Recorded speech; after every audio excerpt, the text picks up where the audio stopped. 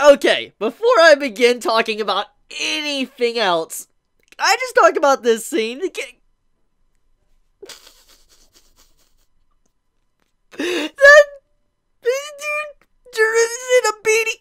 The man has a beanie on. The man has a beanie. He has a beanie, dude. The man. I just started laughing, dude. Like when I saw this man looking like Rock Lee. The man looked like Rock Lee, dude. Like, he looked like a weirdish alien Rock Lee with his beanie on. I'm like, yo. Like, I was like, really? Like, this is Jiren's backstory?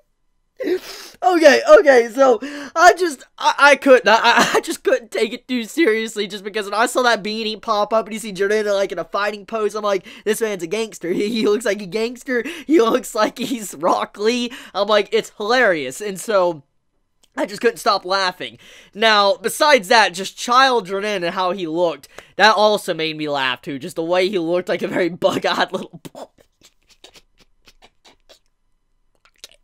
I'm sorry. It was too funny to me. Just the way he looked had me dying, okay? So, anyways, putting the jokes aside, okay?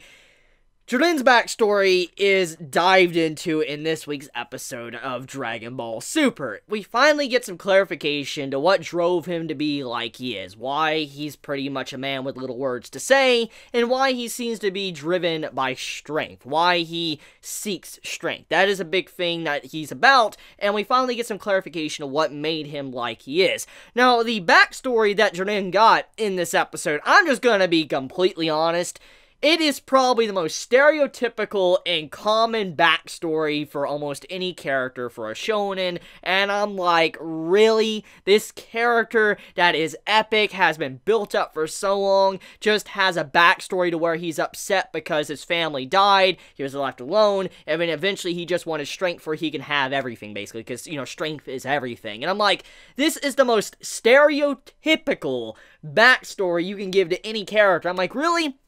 I really do hope that there's more clarification to his backstory. I'm just gonna be honest here, because, you know, his little details to his backstory right now, just like, it's just too stereotypical. It's just too plain. It doesn't have any pizzazz that makes it cool or whatever. Now, I will say, however, when it comes to the villain that apparently ruined Jiren's life and made him like he is, I have a really seeking suspicion that either A, we have met this villain before, this person that ever ruined Jiren's life, or B, the person that is, you know, being shown in that little brief flashback might be the main villain to the upcoming Dragon Ball movie. Because let's just face it, okay? We do know that the series is going to be ending in a couple of weeks, okay? We know we only have 4 episodes left. Yeah, this is episode 127. We have 4 episodes left, and we do know for a fact that there's going to be a movie later this year, and we know for a fact that this is just, in no way is this going to be the end of Dragon Ball, okay? Despite story-wise and all the things that can happen, Dragon Ball is just too big of a series, and you know for a fact Toei's just not going to end it, because it just brings in too much money.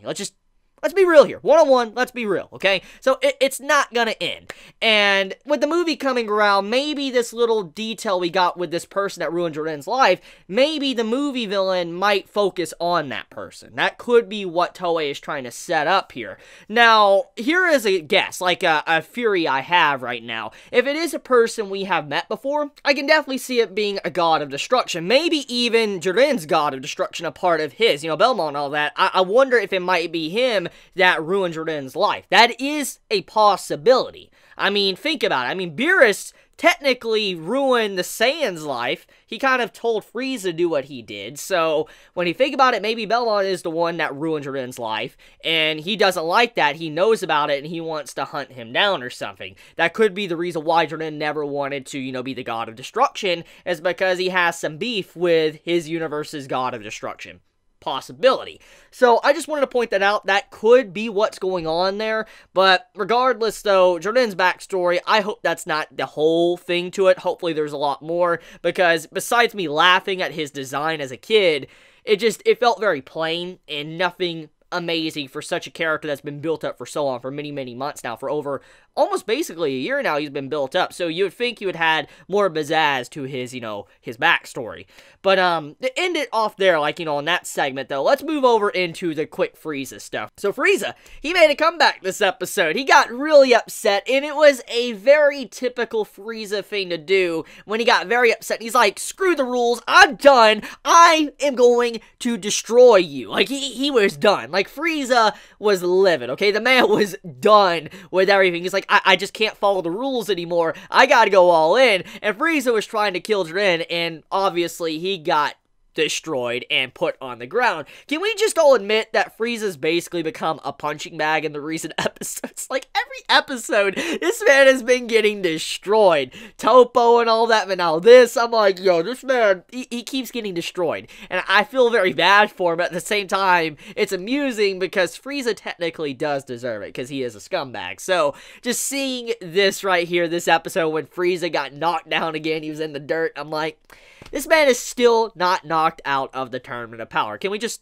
point that out real quick, okay? He's still on the ring. He's just gonna keep getting back up. I mean, like I've already said in my previous reviews, he is dead. So that means that he can continuously get back up. Because remember, when you're dead, you can continue getting back up. You're harder to kill, harder to put down. You'll just keep, like, basically having your stamina come back and everything. And that's what's happening to Frieza. He's basically at the point of death. He gets back up, and then he can continue fighting again. So Frieza, it's going to come a point to where he's going to come back, and he's going to do something very heinous. Like, he's going to do something just truly horrible. I definitely see it happening, because he's getting pushed. He is getting pushed to the limit to where he is just done. I mean, look, this moment in this episode, he was done. He's like, screw the rules. So, the next moment, if knowing Frieza, he might aim at the Zenos. I could definitely see Frieza pulling some crusty stuff like that. What if he aims at the Zenos and tries to kill them? And what if he even effectively pulls it off? Because, I mean, we don't really know how strong, Zeno is, the king of all. We really don't. I mean, judging by how they've been acting throughout this tournament, they might not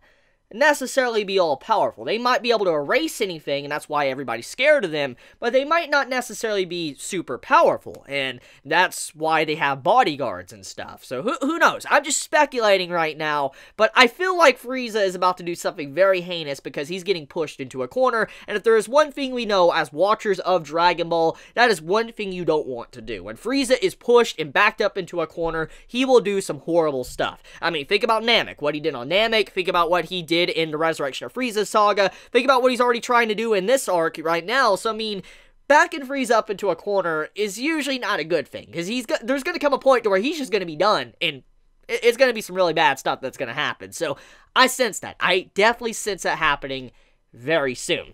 Anyways, though, getting into the other stuff. So, majority of this episode is basically 17 holding off Jiren. Goku and Vegeta are also fighting in this episode, but for the most part, it's 17 holding off Jiren, which just, this is like his go away, his send-off for this arc. That's what this episode was. 17, his send-off. And he's done quite a bit this arc. I mean, I think all of us can agree that when it comes to Android 17, none of us expected him to ever come this far. None of us ever expected the man to ever last to the final, person of the Tournament of Power. I know for a fact I did. Now, don't get me wrong, I like 17. He's a really good character. I've always loved his character when he was first introduced, but I just didn't think he would last this long. And I mean, he even had to push himself and blow himself up just to be able to stall Jiren before Goku and Vegeta could get back up and fight. That's insane. And just like the go away for 17, I felt like it was a good episode. The way it was done, it was a good episode. However, I just want to point something out, okay? Can we talk about how 17 was basically the first person to lay hands on Jiren? Like, he's the first person to really damage Jiren? Like, I mean, yes, the others have gotten some blows on him, but this is, the first time we actually see when, he shoots Jiren in the back, you see, the mark on his back.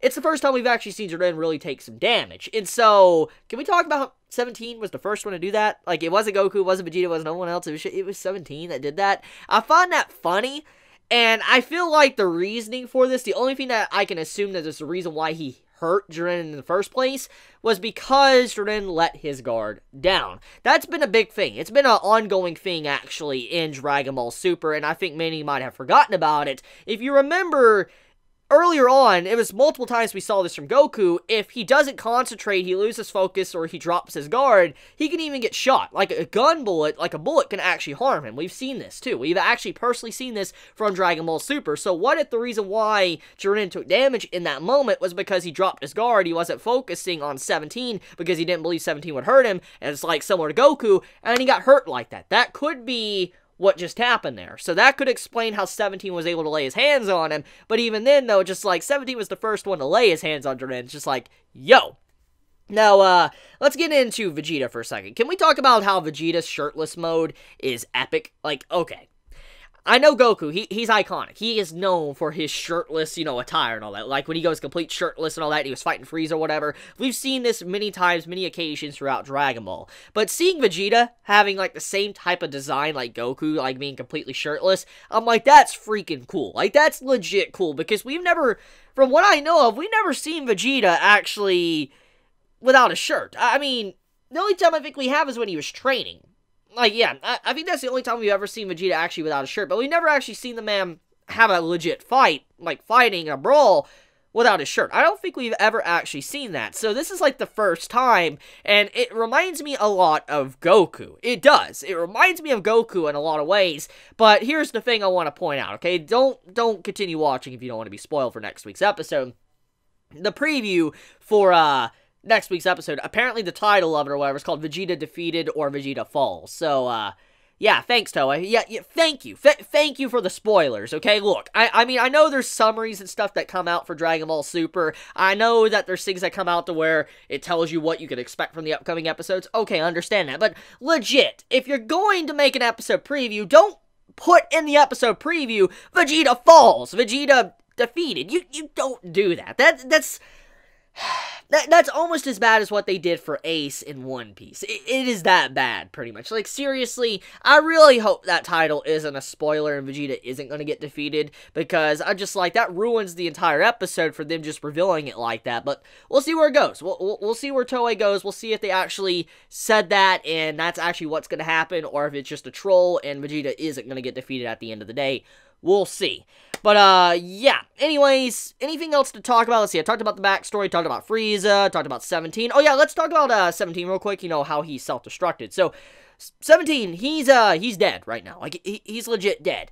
And, okay.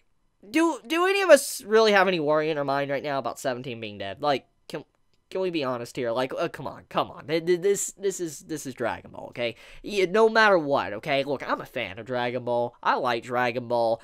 But let's be real here. When it comes to death-wise, you usually it doesn't really matter much. Like, death kind of lost all meaning after Dragon Ball Z, okay? And 17 dying, yes, it's sad in a way, but he's gonna come back, okay? He's gonna come back. I mean, think about what's at the end of this tournament. It's the Super Dragon Balls, okay? That's the prize for this tournament. I mean, they were even mentioned in this episode, kind of like a reminder, so basically, 17, he's gonna be fine. He's gonna come back. But there is a potential possibility he ain't even dead. Like, okay, let me talk about that one.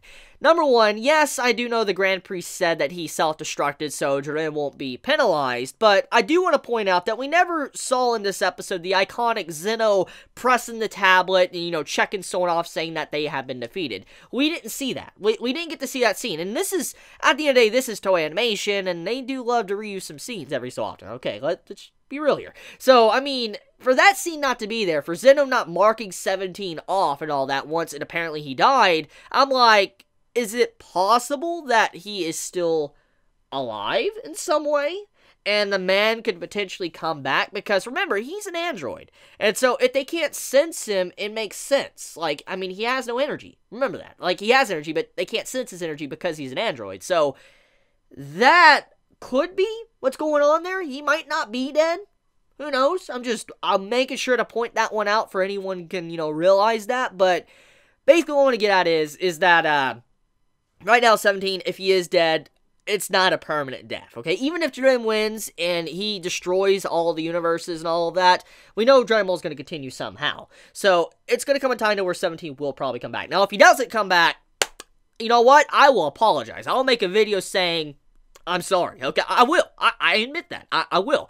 But He's gonna be fine. He's gonna come back. So, yeah. I want to end it there, though. Let me know your thoughts in the comments below. If you enjoy my content, please subscribe. If you like this video, please leave a like. And if you want to get notified for whenever I upload a video, please click the bell icon down below. So with that, be safe, have a wonderful day or night wherever you live. Chibi out.